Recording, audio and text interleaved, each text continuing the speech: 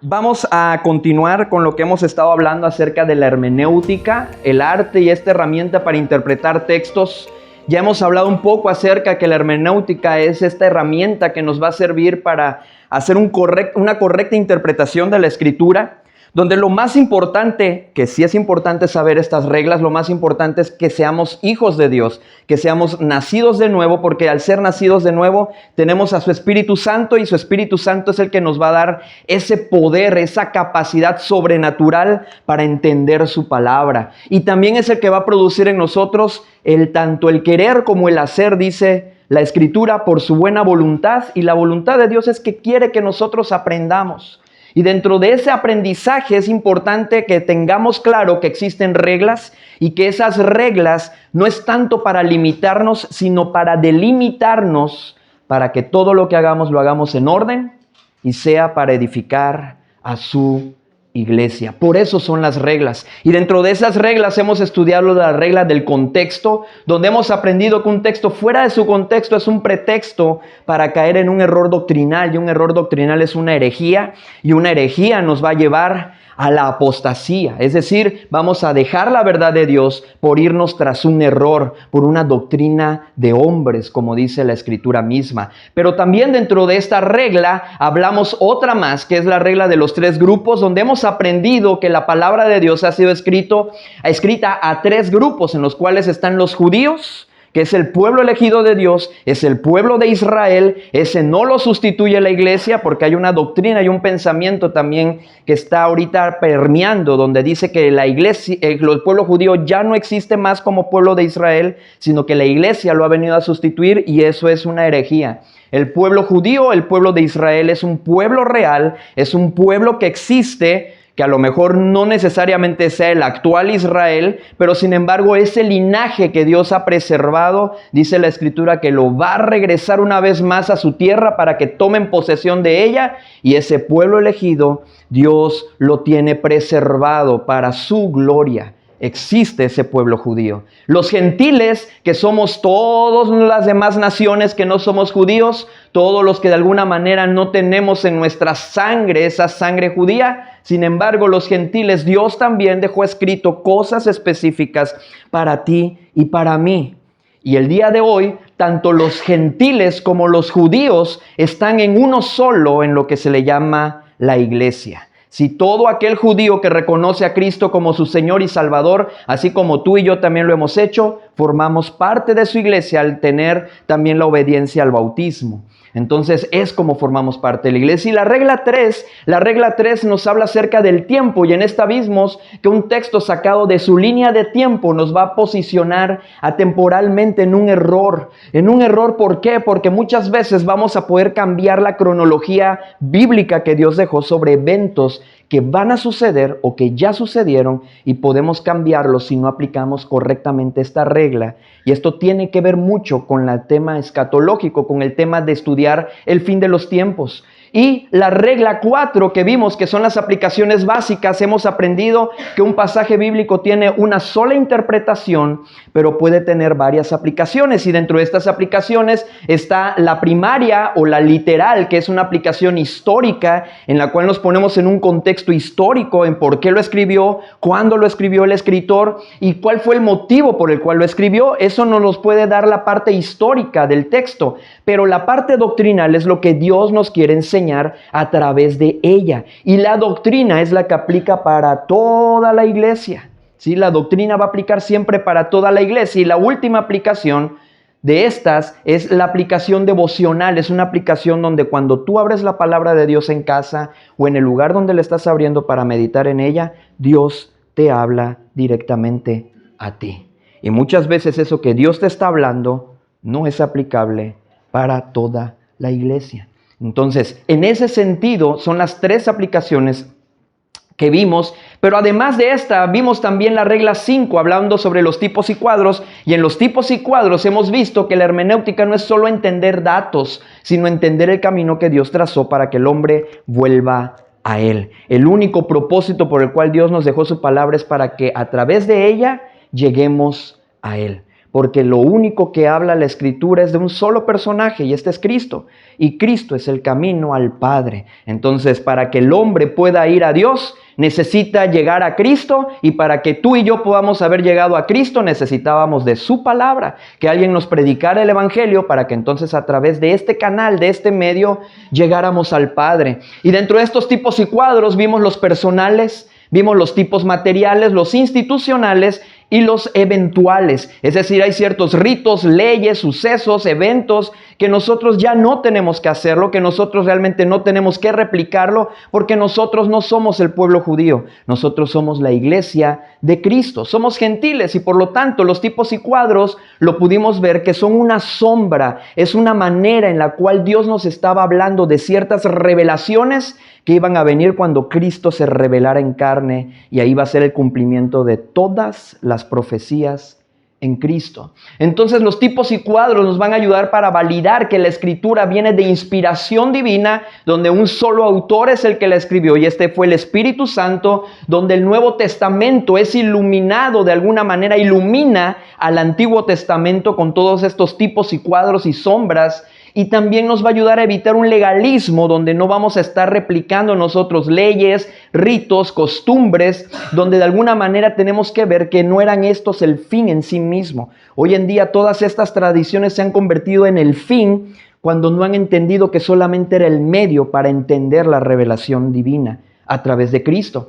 Y después de esta, vimos también la regla de los símbolos. En esta regla de los símbolos aprendimos que el mal uso de estos nos va a generar herejías, y estas van a crear unas interpretaciones fantasiosas, y estos símbolos es importante que nosotros los vayamos desglosando, entendiendo que la Biblia interpreta sus propios símbolos. Si tú quieres entender esta simbología, lo tienes que hacer a través de la misma palabra de Dios. Y también que hay una multiplicidad de alguna manera de interpretaciones de estos, y uno de los que siempre menciono es el león. ¿Por qué? Porque el león es utilizado como para el león de la tribu de Judá, hablando de nuestro Señor Jesucristo, pero también dice la Escritura que el diablo anda como león rugiente buscando a quien devorar. Entonces podemos ver esta multiplicidad que muchas veces esto nos va a dar diferentes aplicaciones de ese tipo, ese cuadro, más bien de ese símbolo, que podemos encontrar en la Escritura. Pero sin embargo, hay algo que tenemos que tener siempre en claro, que el símbolo lo va a determinar su contexto, ¿sí? Para que de esa manera sepamos de quién habla. Dios usa cosas ordinarias para enseñarnos cosas extraordinarias. Esto hace que la teología, es decir, el conocimiento de Dios, no sea exclusivo para solamente personas muy preparadas, para personas que están sumamente estudiadas, sino para que cualquiera de nosotros, a como le pasó a los discípulos, nosotros también podamos entender la palabra de Dios. Y de esta manera vimos también de alguna manera esta regla y esta semilla que no debemos de perder de vista, que es que el contexto determina el significado final de cada símbolo.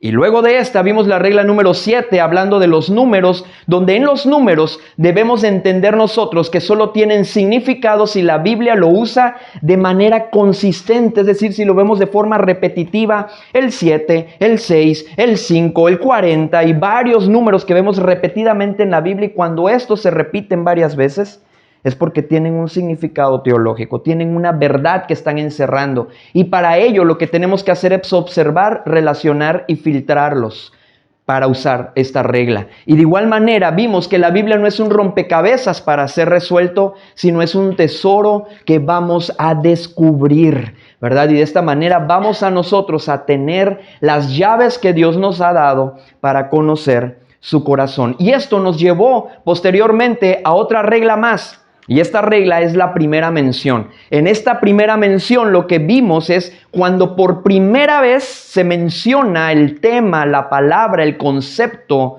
¿sí? Sobre algo que estamos estudiando en la Escritura. Por decir algo, si estamos estudiando sobre el amor, cuando fue la primera vez que mencionó el concepto o se mencionó lo que es el amor, y eso nos va a llevar a la primera mención. La primera mención hasta la última forman un marco doctrinal del cual se establece un principio divino. Y dentro de estas vimos que nos va a ayudar para evitar interpretaciones caprichosas Hemos hablado y hemos dicho en anteriores ocasiones que hay muchos pastores, maestros de la palabra de Dios que siguen forzando a que la Biblia diga lo que ellos quieren que digan, aún a pesar de que ni la primera mención ni la última y el marco doctrinal contradice la postura o la interpretación que ellos les están dando. Y además muestra la unidad de la Biblia, que es una sola y revela su propósito original. Y después de la primera mención, lo que vimos nosotros fue la mención plena. En esta podemos encontrar donde explícitamente está hablando sobre ese tema que estamos estudiando. Vimos varios ejemplos, como si queremos hablar sobre el amor, una de las donde podemos encontrar la mención plena sería 1 Corintios capítulo 13, donde empieza diciendo el amor es sufrido, el amor es benigno, el amor no tiene envidia, no se irrita, no guarda rencor. Y encontramos una mención plena, es decir, completa de lo que es el amor. Entonces, sobre esa mención plena, todos los demás pasajes que encuentre sobre el amor tienen que cuadrar, tienen que coincidir, tienen que encajar en ese marco doctrinal para darle una interpretación bíblica y correcta. Entonces, esto nos va a ayudar a evitar herejías, a traer una claridad suprema de ese Dios supremo que tenemos, y nos va a ahorrar tiempo de estudio, tiempo de andar buscando entre ese océano de infinitos pasajes, encontrando la mención plena. Y eso nos va a llevar a nosotros a que la primera mención nos da la esencia, mientras que la mención plena nos da la norma con la cual vamos a medir todo lo demás que encontremos en la palabra sobre ese tema. Vamos a la siguiente, y en esta siguiente vamos a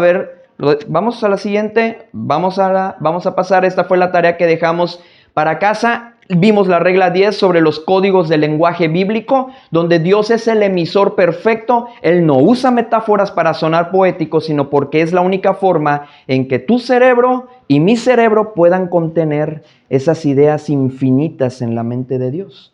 Y ahí es donde nosotros, dentro de este código del lenguaje, entendimos que el emisor es Dios, que el mensaje es la revelación que Él nos está dando a través del canal que Él nos dejó, que está usando, que es la Biblia, en la cual el receptor somos tú y yo, y el código es el lenguaje en el cual Él lo fue diciendo. Y dentro de esos lenguajes que vimos o códigos, hablábamos acerca del símil, la metáfora, el antropomorfismo y las parábolas como parte de eso. ¿Vamos al siguiente? Yo creo que esa no es la presentación de hoy. Sí, no es la presentación de hoy. Bueno, entonces, vamos a ver esta parte que Dios de alguna manera nos habla ahora con la regla número 11. La regla número 11 que hoy vamos a ver son las palabras medidas. ¿Sí? Las palabras medidas, es decir, ya vimos la primera mención, la mención plena, pero ¿qué son o cuáles son las palabras medidas? ¿Sí? ¿Cuáles son aquellas palabras que nos van a ayudar a nosotros a entender el plan de Dios? En la comunicación humana, esa que hablamos tú y yo, cuando de repente nos hablamos, nos comunicamos, nos mandamos un mensaje WhatsApp, un audio, o platicamos cuando nos vemos o coincidimos en algún punto, en algún lugar, solemos usar palabras muchas veces, y estas palabras en ocasiones son palabras de relleno, o algunas veces son ciertos adornos innecesarios, como ¿no les pasa a ustedes que, ¿cómo estás? Y que muy bien, aunque estemos destrozados, aunque no estemos bien, aunque no estemos pasándola de la mejor manera, pero ya es como que una costumbre el preguntar cuando le estrechas la mano a alguien y le dices, ¿cómo estás? Muy bien, gracias a Dios. Y qué bueno, mira, el hermano está muy bien, gracias a Dios. ¿Y qué tal tu día? ¿No? O ¿cómo va tu semana? Entonces, ese lenguaje que muchas veces nosotros usamos en la palabra de Dios, esta regla que vamos a estudiar, vamos a partir de la premisa, es decir, de un principio que habla sobre la inspiración plenaria, es decir, la inspiración completa y total de parte de Dios que vamos a encontrar a través de estas palabras medidas. Dios no desperdició ni una sola tilde, ni una sola palabra de lo que Él mismo dijo. Dios fue preciso y fue exacto en cada cosa que nos dejó de escrita. ¿Por qué? Porque Él es todo. Cada palabra en el texto original fue seleccionada con una precisión para transmitir una verdad específica. Por lo tanto, esta regla nos enseña a no leer por encima, como muchas veces hacemos cuando hemos estado leyendo. Una de las preguntas que hicimos después que terminamos un ejercicio práctico aquí, recuerdan, fue, ¿qué creen ustedes? ¿Estudiamos la Biblia o solo la leemos en casa? Y la respuesta de la mayoría, incluyéndome a mí, fue muchas veces solo la leemos, ¿verdad? Y leerla es como agarrarte una serie en Netflix y ponértela a ver y nada más la estás viendo y ya, y listo. O agarrar un libro cualquiera, como cualquier otro, de una novela que me gusta, a lo mejor del libro de matemáticas de la escuela, o no sé, cualquier otro libro que no sea la palabra de Dios, en la cual nada más lo agarramos y leemos y ya. Entonces, las palabras específicas, esta regla nos enseña a no leer por encima, sino a notar los detalles que parecen muchas veces insignificantes, pero que nos van a transportar a la mente de Dios. La regla de las palabras medidas establece que cada palabra en la Biblia tiene un peso, tiene una medida y un propósito específico. No hay sinónimos exactos. Si Dios eligió una palabra y no otra, es porque esa palabra contiene un matiz que la otra no tiene. Ignorar una palabra que muchas veces parecieran pequeñas puede cambiar el sentido de toda una doctrina. Ahora, la pregunta sería, ¿cómo la podemos identificar? ¿Cómo podemos identificar cuáles son esas palabras medidas que podemos encontrar en la Escritura? Digo, lamentablemente no tenemos la presentación, pero los adjetivos específicos, como por decirlo, cuando dice la palabra de Dios que Él nos amó, eso es algo muy genérico, eso es algo muy general. A cuando nos dice en Jeremías, te amé con amor eterno. Hasta suena como para título de telenovela, ¿verdad? Amor eterno. Creo que sí hubo una que se llamó así. Pero si nos damos cuenta en esta parte, no es lo mismo decir porque de tal manera amó Dios al mundo, a como dijo Jeremías 31:3, te amé con amor eterno. Nos damos cuenta que aquí Dios está siendo más explícito y nos está dando más claridad de cómo es su amor para con nosotros. Entonces, esas son las palabras medidas, esas son las cosas que van a acentuar más la verdad que Dios quiere transmitirnos. Una de las otras cosas serían las preposiciones claves, palabras claves como, en, por, para, hacia, que podemos encontrar en la misma Escritura. Son preposiciones que de alguna manera nos van a ayudar a ir ligando esas palabras medidas.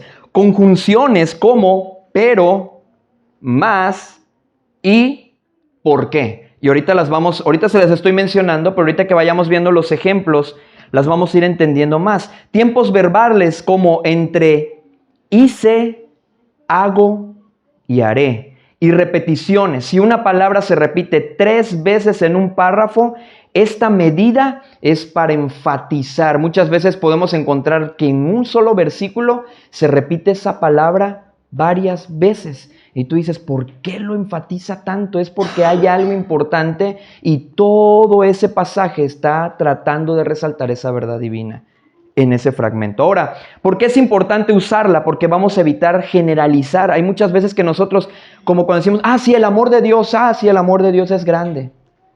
A cuando decimos, el amor de Dios es eterno. Hay una grandísima diferencia.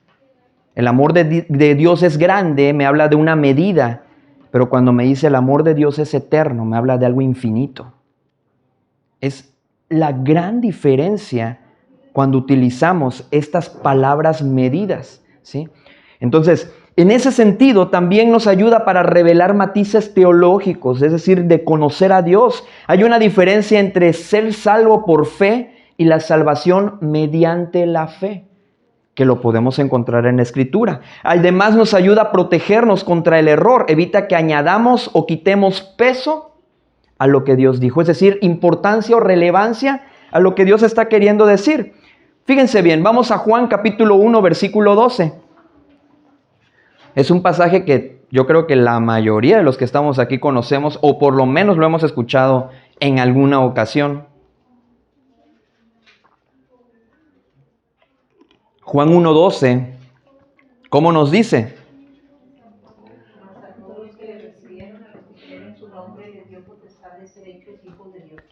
¿Cuáles pudiéramos decir que aquí pudieran ser las palabras medidas en este pasaje? Lo que detona la verdad, la semillita que podemos encontrar de la verdad de Dios en este pasaje. Recuerden, no todo nada más son sino más pudiera ser algo, pero realmente ¿de qué está hablando el pasaje ahí? Recibieron, es una palabra medida, ¿sí? Es un adjetivo en ese sentido, es un tiempo verbal. Creen. Entonces tú no recibes si no crees. Esa es toda la verdad que Cristo está queriendo decir, aquí Juan está queriéndonos decir, mas a todos, pues somos todos, pero de esos todos, ¿cuál es lo que nos va a hacer? ¿Qué es lo que nos hace a nosotros distintos de esos todos a los que habla aquí Juan? Es porque tú y yo ya lo hemos recibido, es porque tú y yo ya hemos creído en Él, ¿sí? Por eso tú puedes tener la seguridad, yo puedo tener la seguridad que soy un hijo de Dios, a diferencia de esos todos, ¿sí? Entonces, las palabras medidas nos ayudan para delimitar, para poder entrar en el marco doctrinal de lo que Dios nos quiere enseñar. Recordemos que doctrina significa enseñanza, es decir, para entrar en ese marco de enseñanza que Dios nos quiere revelar a través de Juan 1:12. Entonces podemos entender aquí que de todos los gentiles, de toda la multitud, de toda la humanidad, tú y yo somos diferentes porque tú ya lo recibiste, porque tú ya creíste en Él, por eso eres un hijo o una hija de Dios. Eso es lo que nos hace diferentes. No nos hace más, ¿sí? Pero sí nos hace diferentes a los demás. En ese sentido, nosotros podemos irnos a Efesios 2:8. Ahora vámonos a Efesios 2:8. Efesios capítulo 2, versículo 8.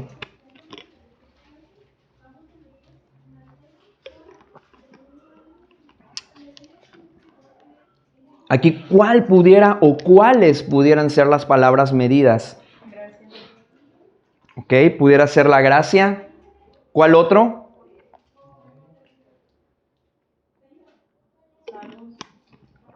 Ok, es el tema del que está hablando. Gracia por medio. Por medio. Fíjense bien, dice, porque por gracia sois salvos por medio de la fe. Hasta ahí vamos a quedarnos en ese fragmento. Porque por gracia sois salvos por medio de la fe. ¿Por qué eres salvo?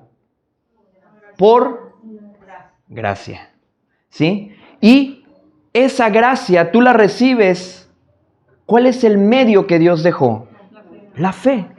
Entonces, por medio es la otra palabra medida. Es decir, yo tengo la salvación porque creí, sí, pero aunque yo hubiera creído, si no hubiera la gracia, yo no recibiera ese regalo inmerecido que Dios ha tenido para mí. Entonces la palabra medida me ayuda a entender entonces lo que es la gracia, pero también me ayuda a entender de que esta yo la obtengo por medio de la fe.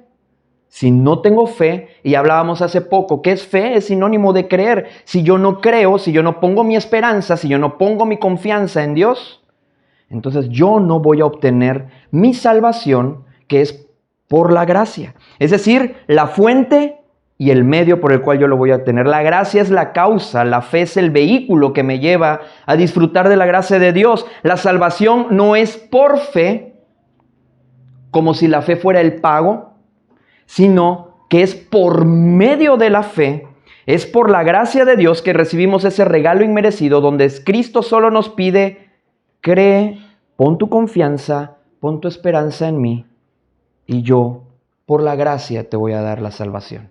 ¿Sí? Porque tú y yo no nos las merecemos. Es decir, que la fe, si no existiera la gracia, de nada nos serviría. ¿Sí?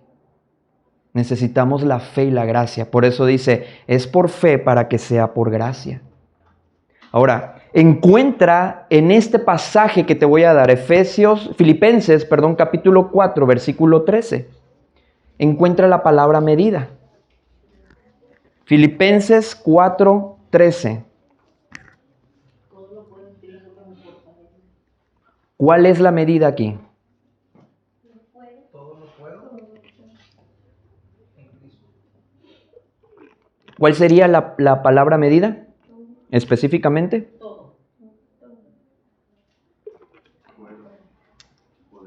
Poder. Todo. ¿Quién da más?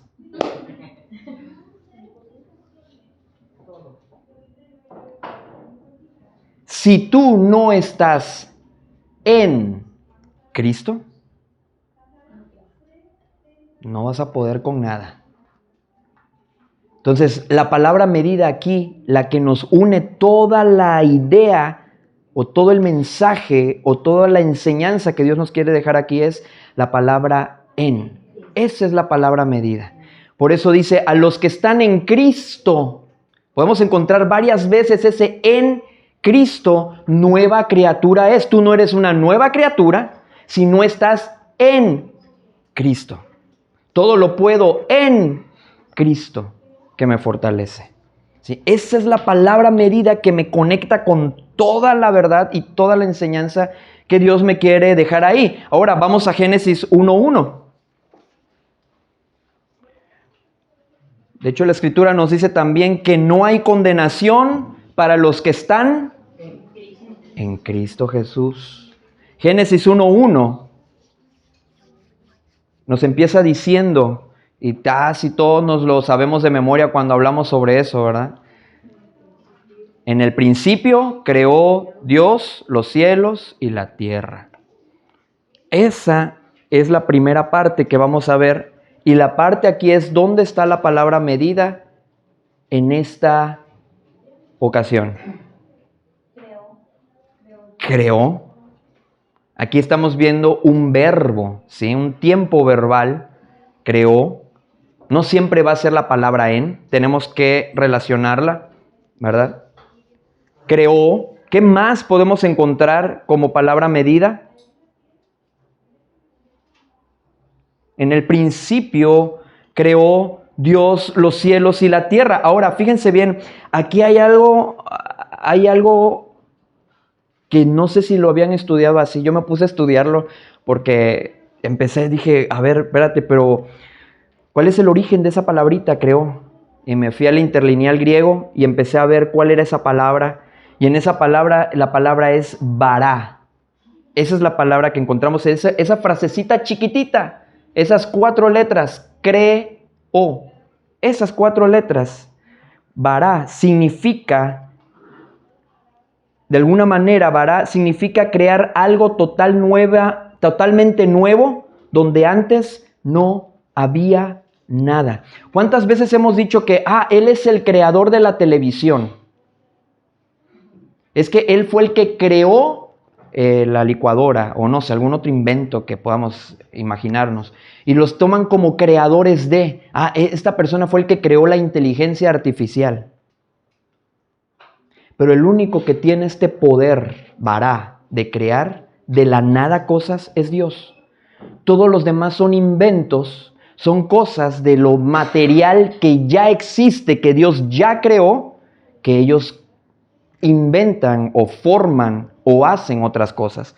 Pero sin embargo, aquí en esta parte, en el principio, ¿sí? En español solemos usar crear, hacer o fabricar como sinónimos y no son sinónimos, ¿sí?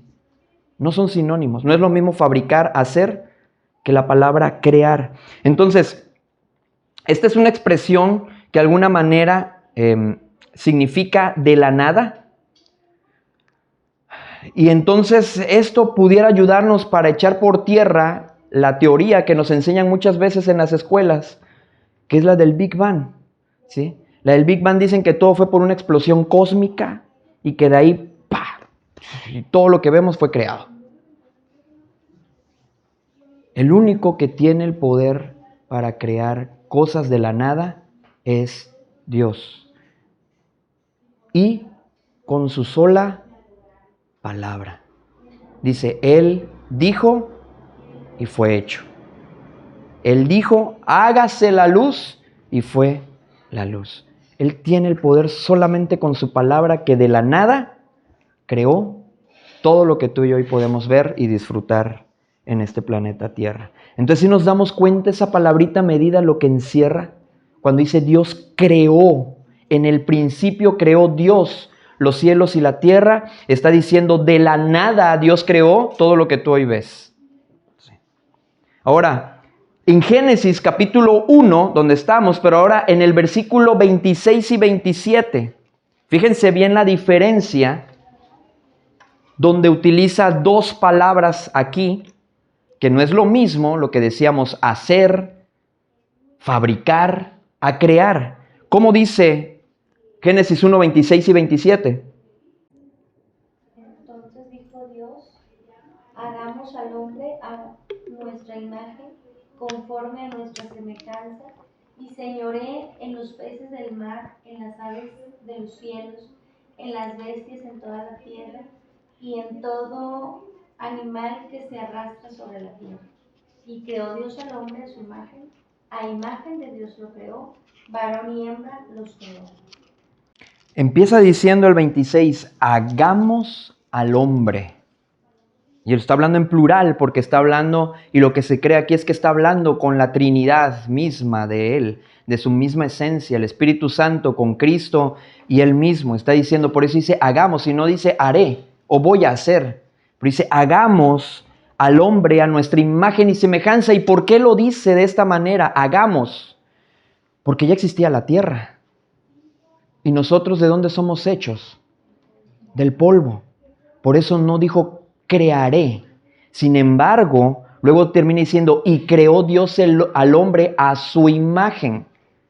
Y aquí esta palabra crear es porque sí, porque aunque nosotros venimos de algo que ya había sido creado, no teníamos algo que solo Dios nos podía dar, y era el espíritu y el alma. Por eso ahí fue que Dios nos creó, dice, a su imagen y semejanza. Pero al principio dice, hagamos al hombre. Y esta palabra hagamos viene de una palabra que quiere decir asá o asaj, ¿sí? Asaj, hagamos. No es lo mismo que la palabra bará, que fue la que vimos. ¿Sí? Asá, Dios tomó el polvo de la tierra, materia que ya existía, que él mismo había creado para formar el cuerpo físico, pero le utilizó la palabra bará porque Dios puso en ese cuerpo algo que no existía antes de la creación, el alma y la imagen divina. Por eso dice, hagamos al hombre, ¿sí? Hagamos al hombre. Y luego dice, creó Dios al hombre a su imagen. ¿Y por qué a su imagen? Porque somos espíritu, alma y cuerpo. Así como Dios es tres, nosotros también somos tres. Y ahí es donde fuimos creados a su imagen, es decir, a como Él es.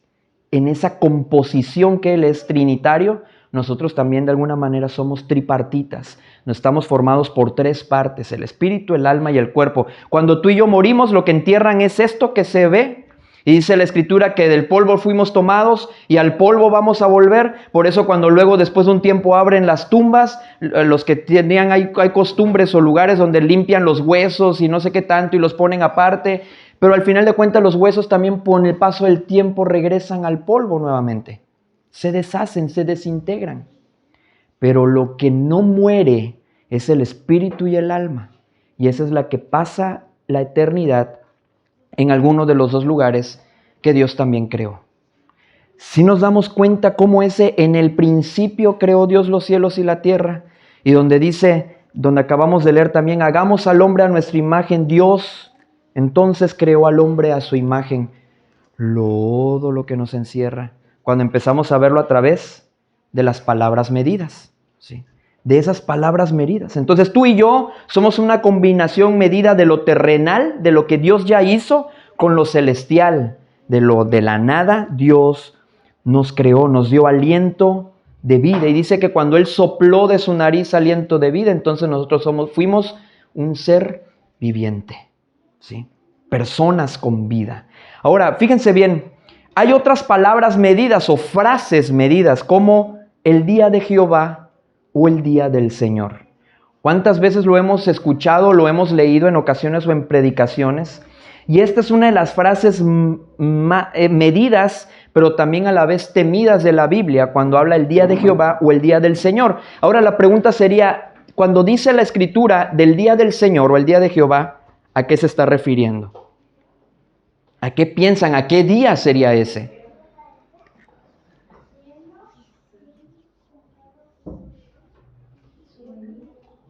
¿A su venida? ¿Ok? ¿Quién más puede decirnos algo? ¿A qué pudiéramos hacer referencia al día del Señor? ¿Pudiera ser a su venida? ¿A qué otra cosa más pudiéramos hacer esta frase medida o esta palabra medida acerca de eso? Fíjense, vayan a Joel capítulo 2. Joel el libro, el profeta. Joel capítulo 2, versículo 1 y 2. Joel 2, 1 y 2. Sí, capítulo 2, versículos 1 y 2. Dice, tocad trompeta en Sión y dad alarma en mi santo monte. Tiemblen todos los moradores de la tierra, porque, ¿qué dice ahí? Viene el día de Jehová, porque está cercano. Día de tinieblas y de oscuridad, día de nube y de sombra, como sobre los montes se extiende el alba, así vendrá un pueblo grande y fuerte, semejante a él, no lo hubo jamás, ni después de él lo habrá en años de muchas generaciones. Pero aquí la palabra o la frase medida, aquí viene siendo, viene el día de Jehová. Sí, viene el día de Jehová. Prácticamente se viene refiriendo exclusivamente a un tiempo de juicio y de ira de Dios sobre las naciones rebeldes y sobre su pueblo mismo Israel por su corazón incrédulo de no haberlo reconocido como el Señor, el Rey de Reyes y el Señor de Señores. Amós 5:18, para ir confirmando más esta verdad sobre el día de Jehová. Amós capítulo 5, versículo 18, si existe Amós, si está en la Biblia. Amós 5:18. Y de hecho está después de Joel. Amós 5:18. Ay de los que desean, ¿qué dice? El día de Jehová. ¿Para qué queréis este día de Jehová? Será de tinieblas y no de luz, como el que huye de delante del león. O sea, está hablando de, imagínense, yo no sé si a ustedes les ha pasado, pero han visto los videos de cómo el león cuando corre detrás de su presa no corre porque está jugando con ella. O sea, corre porque la va a cazar y cuando la caza la agarra el cuello, la despedaza. Dice, como el que huye delante del león y se encuentra con el oso, o como si entrara en casa y apoyara su mano en la pared y le muerde una culebra. ¿No será el día de Jehová tinieblas y no luz, oscuridad que no tiene resplandor? Ese es el día de Jehová. Sofonías capítulo 1, versículos 14 y 15. Sofonías 1, 14 y 15.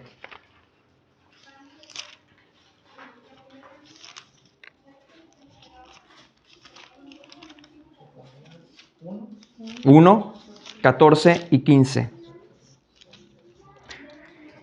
Cercano está el día que dice, grande de Jehová, cercano y muy próximo. Es amarga la voz del día de Jehová. Recuerden que dijimos que muchas veces vamos a encontrar estas repeticiones, y cuando nos está hablando de estas repeticiones es porque algo fuerte está en este versículo. Dice, cercano está el día grande de Jehová, cercano y muy próximo. Es amarga la voz del día de Jehová, gritará allí el valiente. Día de ira aquel día, día de angustia y de aprieto, día de alboroto y de asolamiento, día de tiniebla y de oscuridad, día de nublado y de entenebrecimiento, día de trompeta y de algazara sobre las ciudades fortificadas y sobre las altas torres. Y atribularé a los hombres y andarán como ciegos porque pecaron contra Jehová, y la sangre de ellos será derramada como polvo y su carne como estiércol. ¿Se dan cuenta que es el día de Jehová? ¿Cuántos queremos el día de Jehová? Ese es el día de Jehová. Sí. Del que nos habla la palabra de Dios. Luego lo pueden ustedes checar en casa, Zacarías 14, Hechos capítulo 2, versículo 20, que nos habla también acerca de esta palabra medida, del día de Jehová. Prácticamente es un tiempo de juicio donde la ira de Dios se va a derramar. No es un día de 24 horas, sino un periodo de tiempo asociado a esa gran tribulación que va a haber, donde Dios interviene directamente en la historia para castigar la maldad y para preparar su reino milenial. Es un código de oscuridad y juicio, ¿sí? Para que después tengamos la segunda venida corporal de nuestro Señor Jesucristo cuando viene a establecer el reino milenial, ¿sí? Pero antes de que llegue esa segunda venida de nuestro Señor Jesucristo, corporal, vamos nosotros a pasar por la gran tribulación. ¿Todos se quedaron así? ¿Sí? ¿No? ¿Lo sometemos a votación? Entonces, más adelante lo vamos a ir estudiando, primeramente Dios, ¿verdad? Por eso son estas herramientas que estamos viendo de hermenéutica, ¿sí? Estas herramientas hermenéuticas nos van a servir para que cuando empecemos a estudiar estos temas escatológicos, créanmelo, cuando les diga, hermanos, esta es la tarea, estudienla y apliquen las reglas, todos vamos a coincidir. ¿Y ese día no serán 1000 años? ¿Mande? O sea, el día de Jehová no se referirá a 1000 años. ¿A 1000 años? No sabemos cuánto tiempo pudiera pasar, porque dice la Escritura que para Dios un día son como 1000 años, o a la inversa, no sabemos. Puede ser cuando esté el reino milenial. Ahora, cuando la palabra de Dios lo dice de forma explícita, y esa va a ser una de las últimas reglas que vamos a ver, cuando lo dice en sentido literal, entonces hay muchas veces que esos, cuando dicen 1000 años, es porque van a ser 1000 años en tiempo hombre, ¿no? No en tiempo de Dios. Que vamos a reinar con Él aquí en la tierra. Entonces, esa es la parte que nosotros podemos entender. Ahora sí vamos asociando entonces el día del Señor, el día de Jehová, realmente qué es, y no diciéndolo yo, sino todos los pasajes que acabamos de ver no nos hablan de otra cosa, nos hablan de juicio. Y vieron qué feo terminó esta parte al final, o sea, y su carne como estiércol, y tú dices, qué horror, qué expresiones tan feas de ese día, ¿no? Cuando el Señor, ahora sí que imagínense lo que van a pasar las personas que rehúsan creer en el Hijo. Dice la Escritura, el que rehúsa creer en el Hijo no verá la vida, sino que, es decir, el día del Señor estará sobre ellos. ¿Sí? El día de Jehová va a estar sobre ellos. Ahora, el día de Jesucristo, el día de Cristo, a diferencia del anterior, esta medida tiene un peso de esperanza, y esta medida, el día de Jesucristo es lo que tú y yo sí anhelamos, lo que tú y yo sí queremos. Y la palabra de Dios nos lo dice en Filipenses 1:6. En Filipenses 1:6 nos dice, estando persuadidos de esto, aquel que comenzó la buena obra en nosotros, la perfeccionará hasta el día de Jesucristo. Ese es el día que tú y yo sí esperamos. Yo no creo que tú quieras esperar la ira de Dios. No quiero que tú quieras esperar el día de Jehová, ¿verdad? Primera a los Corintios 1:8, ¿cómo nos dice? Primera a los Corintios capítulo 1, versículo 8. Primera a los Corintios capítulo 1, versículo 8. El cual también os confirmará hasta el fin, para que seáis irreprensibles en el día de nuestro Señor Jesucristo. Se dan cuenta que sigue hablando de un día, pero aquí los días son distintos. El día de Jehová, que es ese Dios juez justo que va a venir a la persona de Jesucristo, porque recuerden que la función del Señor Jesucristo no era condenarnos. Dice que Él vino al mundo, pero no para que seamos condenados, sino para que seamos salvos mediante de Él. Entonces, Cristo viene de alguna manera a cubrirnos, a protegernos cuando estamos en Él de ese día de la ira de Dios. ¿Sí? Entonces, Cristo viene a ser ese protector, ese medio que Dios usó para librarnos de su propia ira. Dijo, ok, eso va a ser horrendo para la humanidad. Yo no quiero que ninguno perezca. Quiero que todos procedan al arrepentimiento. Voy a hacerles un nuevo día. Ese nuevo día es en Cristo. Y ese nuevo día en Cristo es que cuando tú y yo estamos en Él, decía el apóstol Pablo a los filipenses, estoy convencido de esto, esta es una convicción en mi vida, que aquel que comenzó, aquel es el Señor Jesucristo a través de su Espíritu Santo. Dice, el Espíritu Santo, ese que tú tienes en ti y que está perfeccionándote día tras día, dice, estando persuadidos de esto, que el que comenzó la buena obra en nosotros, la perfeccionará hasta el día de Jesucristo. Esa es la gran diferencia. Y aquí Pablo se lo recuerda a los corintios, el cual también os confirmará hasta el fin, para que seáis irreprensibles en el día de nuestro Señor Jesucristo. Fiel es Dios, por el cual fuisteis llamados a la comunión con su Hijo Jesucristo, nuestro Señor. Segunda a los Corintios, capítulo 1. Segunda a los Corintios, capítulo 1, versículo 14. Segunda a los Corintios 1:14 nos dice, como también en parte habéis entendido que somos vuestra gloria, así como también vosotros la nuestra, para el día del Señor Jesús. Con esta confianza, dice, quise ir primero a ustedes para que tuviesen una segunda gracia y por ustedes pasar a Macedonia y desde Macedonia venir otra vez a ustedes y ser encaminado por vosotros a Judea. Y ahí podemos seguir nosotros leyendo acerca de esos momentos de angustia que pasó el apóstol Pablo, donde empieza abriendo esta segunda carta que le escribe a los Corintios. Primera a los Tesalonicenses, capítulo 5. Primera carta a los Tesalonicenses, capítulo 5, versículos 1 al 5. Primera carta a los Tesalonicenses, capítulo 5, 1 al 5. Pero acerca de los tiempos y de las ocasiones, no tenéis necesidad, hermanos, que yo les escriba, porque ustedes saben perfectamente que el día del Señor vendrá, así como ladrón en la noche, que cuando digan paz y seguridad, entonces vendrá sobre ellos destrucción repentina. Es algo que ya estamos escuchando en todos los gobernantes de la tierra. De hecho, están estableciendo a nivel mundial el Consejo de la Paz y la Seguridad Mundial.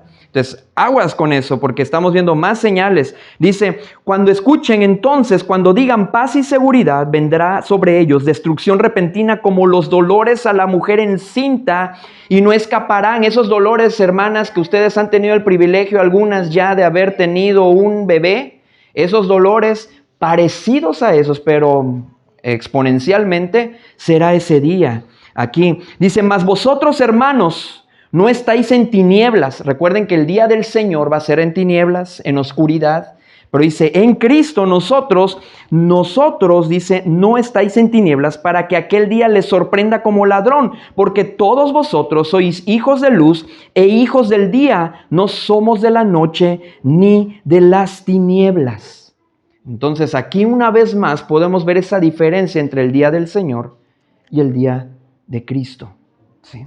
En primera a los Tesalonicenses, y podemos encontrar señales de cuándo va a venir ese tiempo, de cuándo va a venir ese día. Entonces imagínense, si cuando el apóstol Pablo decía, el apóstol Pedro, el Señor no retarda su promesa. Y decía ellos, está próxima su venida. ¿Hace cuántos años lo dijeron ellos eso? Imagínense nosotros que estamos viendo más acercamiento de esos cumplimientos proféticos. Ese día está muy pronto. Sí. En aquellos días, ¿cuántas veces hemos escuchado también esta palabra? En aquellos días. Joel capítulo 2, versículo 28. Les voy a mencionar algunos. Hechos capítulo 2, versículo 17. Segunda Timoteo capítulo 3, versículo 1. Jeremías 33, 15 al 16. O el capítulo 50, versículo 4. Mateo capítulo 24, 1 al 22, que fue la lectura que tuvimos hace rato. Esos postreros días es una medida que abarca desde la primera venida de Cristo, ¿sí? Cuando dice en los postreros días, está abarcando un lapso de tiempo, y ese lapso de tiempo está siendo medido desde la primera venida de Cristo. ¿Y cuál fue su primera venida? Fue cuando llegó, ¿verdad? Y se hizo carne, el verbo hecho carne, cuando Cristo vino a la tierra a morir por nosotros, hasta su regreso por nosotros. Esto identifica el tiempo de la gracia que estamos disfrutando, el tiempo de la iglesia, cuando leemos en aquellos días. La Biblia nos está pidiendo que miremos el reloj profético. Es un tiempo de derramamiento de su espíritu, pero también de una apostasía moral que estamos viviendo.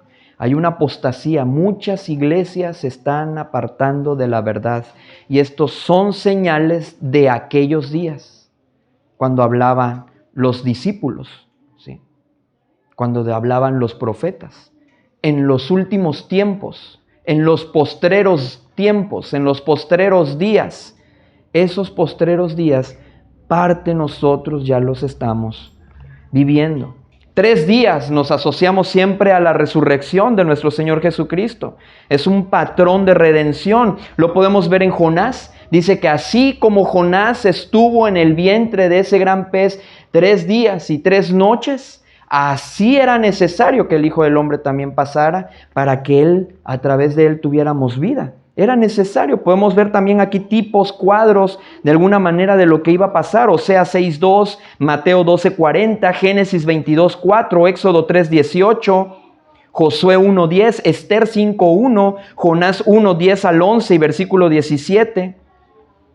Esta medida es de victoria sobre la muerte. En la Biblia el tercer día siempre es el día de la vida, de la salida del sepulcro o de la restauración. Es una palabra medida para darnos seguridad en medio de la prueba. El dolor tiene un límite de tiempo marcado por Dios. El séptimo día.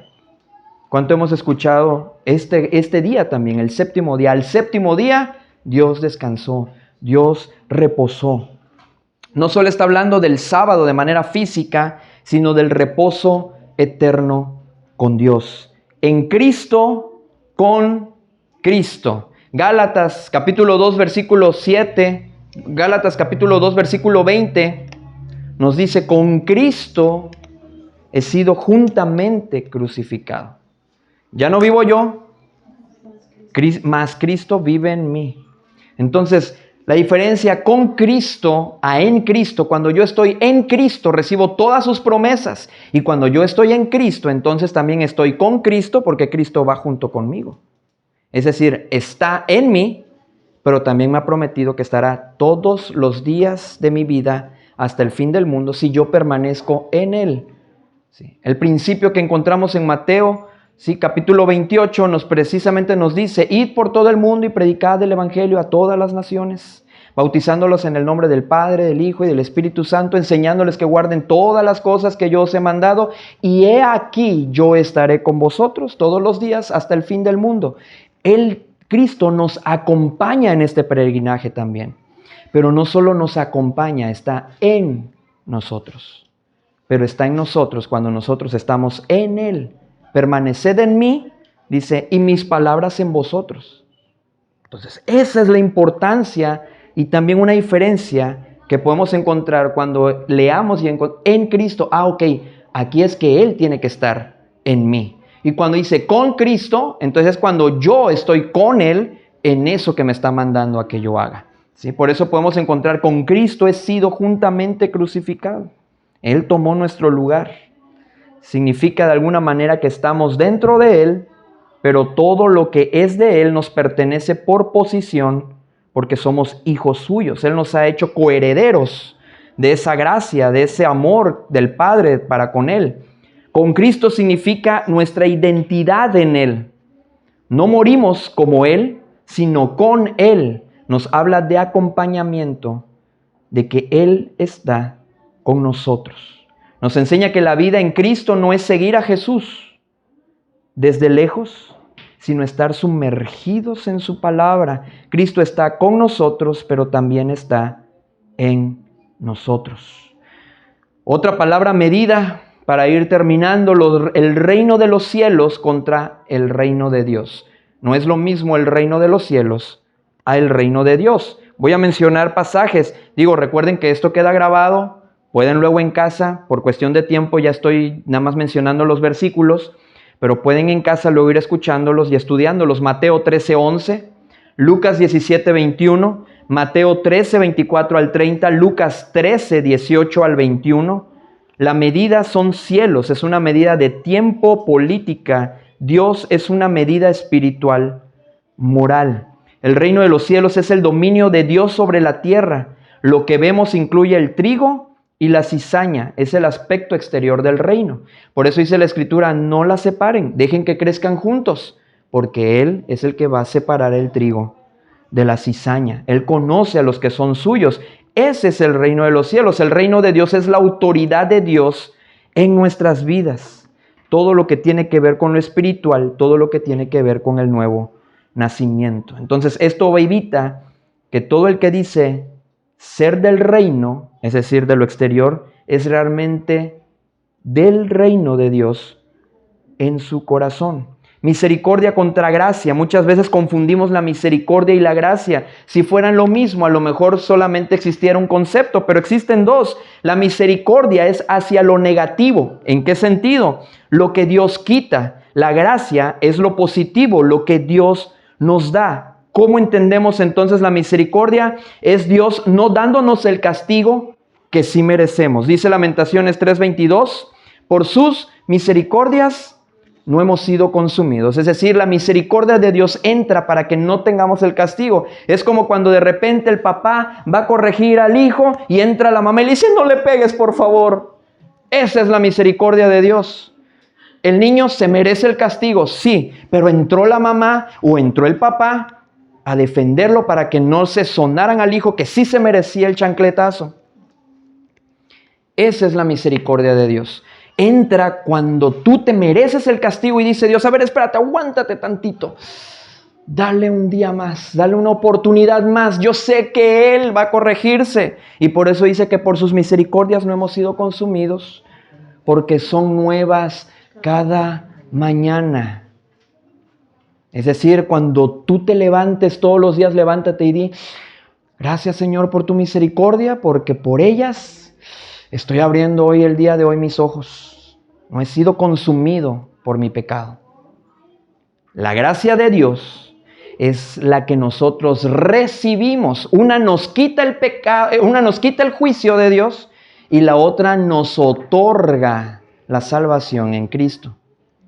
La gracia es, no lo merezco, pero aparte de que ese niño se merecía el chancletazo y entró la misericordia del papá o de la mamá, aparte lo voy a premiar. Aparte le voy a dar un regalo. No se lo merece si lo que se merece es un chancletazo. Pero ahí es donde entra la gracia de Dios. Y la gracia de Dios es decir, te mereces el chancletazo, yo lo sé. Pero ya entró la misericordia y encima de la misericordia entró mi gracia. Y entonces te doy lo que no te mereces.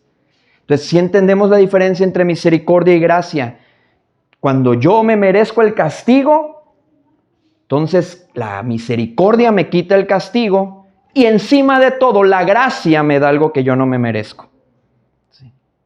Y eso lo podemos entender con las palabras medidas, como Hebreos 4:16, Efesios capítulo 2, versículo 8, que lo leímos hace un momento, lo podemos encontrar en Lamentaciones 3:22, Salmos 103, del 1 al 6, Salmos 145, 9, Juan capítulo 1, versículos 16 y 17, Hechos 15, 11, Romanos 5, del 1 al 2, Romanos 11, 6. Así que para ser salvos necesitamos ambas, que la misericordia de Dios nos libre del juicio y que la gracia nos dé la vida eterna. En conclusión, la regla de las palabras medidas nos recuerdan que la Biblia es un documento legal, pero a la vez también amoroso. Al estudiar cada palabra, honramos a su autor, al Espíritu Santo, reconociendo que nada de lo que escribió fue un accidente. Como dijo Jesús, ni una jota, ni una tilde pasará de la ley. Eso está en Mateo 5:18. Cada palabra ha sido pesada en la balanza de Dios para nuestra edificación. Todo lo que la palabra de Dios quiere y está escrito es para nuestra edificación. Para que tu familia y mi familia esté fundada sobre la roca, que es Cristo. ¿Sí? Esa es la finalidad de su palabra. Que permanezcamos, que aunque vengan fuertes ríos, vengan esos vientos, esas olas que van a golpear contra nuestras familias, contra nuestra casa, si estamos en la roca que es Cristo, va a permanecer. por muy fuerte que sea la tormenta, por muy fuerte que esté la tempestad. Pero recuerda aquí la palabra medida, ¿cuál es? Si estamos en Cristo. Si tú no estás en Cristo, no esperes que tu familia permanezca. No esperes que tu familia esté protegida. No esperes que tu familia salga adelante si tú no estás en Cristo.